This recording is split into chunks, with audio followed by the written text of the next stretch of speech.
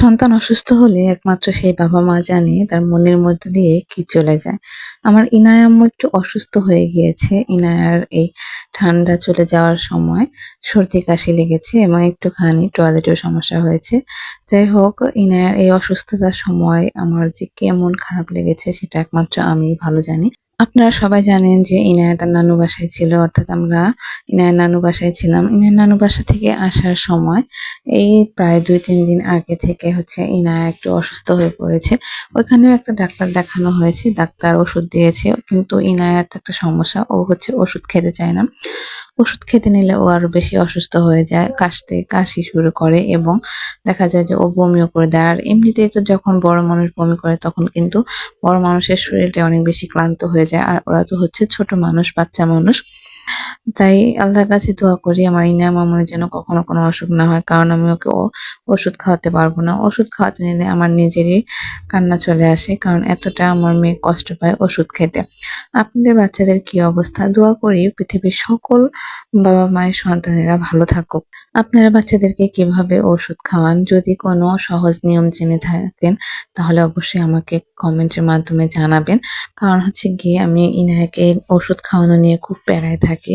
দেখা যায় যে ওর এই সমস্যার কারণে ওর বাবাও আমাকে নিষেধ করে, থাক, ওষুধ খাওয়াতে হবে না, ওষুধ খাওয়াতে হবে না।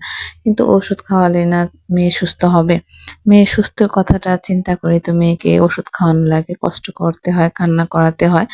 ইনায়া কান্না করলে তো একদম মনে হয় আমার ভেতরটা ছিঁড়ে যাচ্ছে, কলিজাটা ছিঁড়ে যাচ্ছে। আমার ইনায়া আম্মুর কান্না আমার একদমই সহ্য হয় না।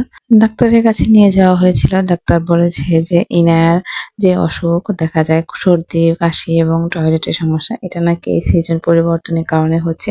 প্রায় বাচ্চাদেরই এই সমস্যাটা হচ্ছে। ওষুধ খাওয়ালে ঠিক হয়ে যাবে, কিন্তু দুঃখের বিষয় ইনায়া ওষুধটা খেতে চায় না, যার কারণে ইনায়ার একটুখানি সময় লাগছে। আর তারপরে ৭ দিন চলে যাওয়ার পরে যেহেতু ইনায়ার একটু পরিবর্তন লক্ষ্য করলাম না, ঠিক তখনই আমরা গিয়ে এখানে কুমুদিনী হসপিটালে ইনায়াকে নিয়ে যাওয়া হলো।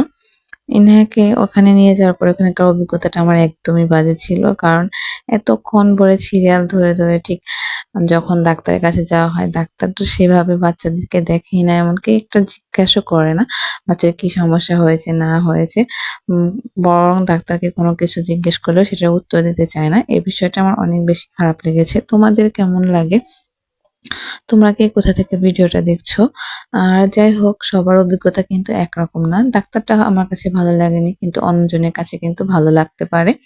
আর সব ডাক্তার কিন্তু একরকম না। কিছু ডাক্তার আছে বাচ্চাদের সাথে হাসে খেলে কথা বলে, তারপর বাচ্চার রোগ নির্ণয় করে। আবার কিছু ডাক্তার আছে তারা এমনিতে কথাবার্তা কম বলে, কিন্তু আমার মনে হয় বাচ্চাদের সাথে একটু আন্ডারস্ট্যান্ডিং ভালো করে তারপরে বাচ্চার রোগ নির্ণয় করাটা বোধহয় ভালো হবে, কারণ এতে বাচ্চাটাও কান্না করবে না, ডাক্তারের সাথে তার সম্পর্ক ভালো হবে এবং ডাক্তারও কিন্তু তাকে দেখতে সুবিধা পাবে এবং ভালোভাবে দেখলেই না সে ভালোভাবে রোগ নির্ণয় করে ওষুধ দিতে পারবে।